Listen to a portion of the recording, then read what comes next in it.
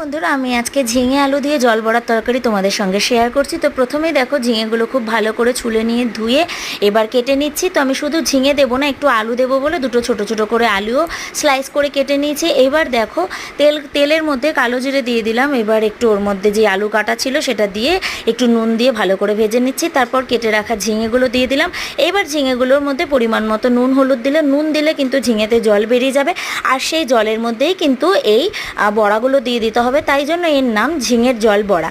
তো আলাদা করে জল দেওয়ার কোনো প্রয়োজন নেই। এবার দেখো আমি ডালটা মিক্সার গ্রাইন্ডারে ভালো করে ফেটিয়ে নিচ্ছি, আর ভালো করে ফেটিয়ে নিতে হবে ডাল, না হলে কিন্তু ডাল শক্ত হয়ে যাবে বড়া করলে। তো ভালো করে এবার বড়াগুলো ওর মধ্যে দিয়ে দিয়েছি। এবার দেখো ঢাকনা তুলে দেখছি বড়াগুলো কিন্তু শক্ত হয়ে গেছে। এবার একটা পেস্ট বানাতে হবে সর্ষে, কাঁচা লঙ্কা আর নারকোল। তোমরা চাইলে নারকোলটা স্কিপ করে যেতে পারো। তো এবার পেস্টটা এর মধ্যে দিয়ে আমার কিন্তু তরকারিটা অলমোস্ট হয়ে গেছে। ভালো করে নাড়াচাড়া করে মিশিয়ে নিলাম। আর ভিডিওটা তোমাদের ভালো লাগলে একটা লাইক আর সাবস্ক্রাইব করে দিও।